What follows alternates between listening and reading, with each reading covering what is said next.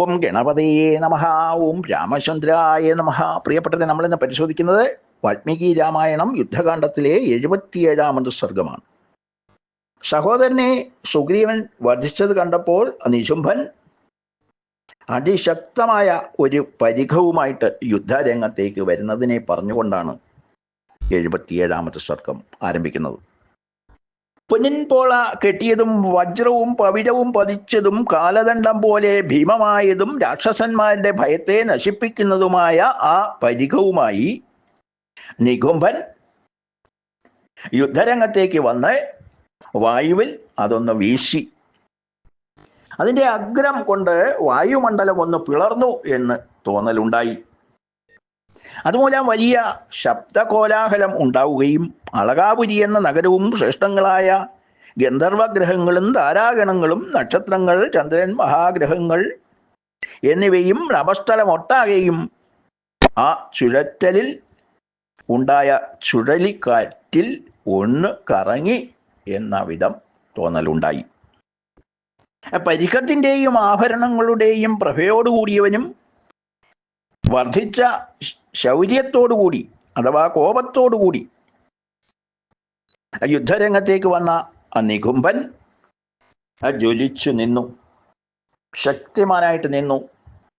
ഇരുപക്ഷത്തുമുള്ള ആളുകൾ, രാക്ഷസന്മാരും വാനരന്മാരും ഭയം കൊണ്ട് സ്പന്ദിക്കാൻ പോലും ശക്തരല്ലാത്ത രീതിയാണ് ഉണ്ടായത്. എന്നാൽ ബലവാനായ ഹനുമാൻ നെഞ്ചു വിരിച്ച് മുന്നിൽ തന്നെ നിന്നു. നികുംഭൻ വന്ന വാടെ ഹനുമാന്റെ നെഞ്ചിൽ ഒരു പ്രഹരം കൊടുത്തു. ഹനുമാൻ അതിൽ കുലുങ്ങിയില്ല. ഭൂകമ്പത്തിലെ പർവ്വതം എന്ന വിധത്തിലെ അചഞ്ചലനായിട്ട് നിന്നു. അതിനുശേഷം മുഷ്ടി ചുരുട്ടി ഊക്കോടുകൂടി നികുംഭന്റെ മാറത്ത് ഒന്ന് കൊടുത്തു. അവന്റെ കവചം തകർന്ന് ആ മാറിൽ നിന്നും ധാരാളം ചോരയൊഴുകി.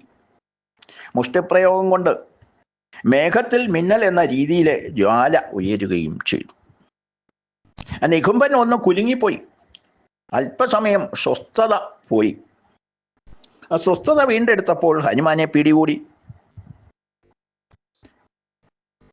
അത് കണ്ട ലങ്കാനിവാസികളായ ഭടന്മാര് ആർത്തു വിളിച്ചു. നികുംഭൻ ഹനുമാനെ എടുത്ത് മുന്നോട്ട് പോകുമ്പോൾ വജ്രതുല്യമായ ഹനുമാന്റെ മുഷ്ടിപ്രയോഗം നികുംഭന് ലഭിച്ചു.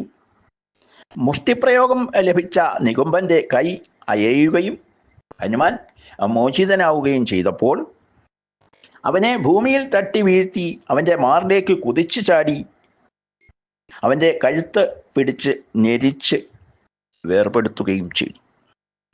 അത് കണ്ട വാനരന്മാർ ആർത്തു വിളിച്ചു. ആ ശബ്ദകോലാഹലം നാനാദിക്കിലും മുഴങ്ങി. ആകാശം പിളർന്നു വീഴുന്നത് പോലെ തോന്നി. ഭൂമിയൊന്ന് കുലുങ്ങി. രാക്ഷസ സൈന്യത്തെ ഭയം ആവേശിച്ചു.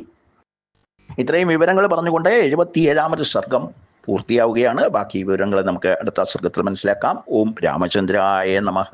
ഓം സീതാപതിയേ നമഃ.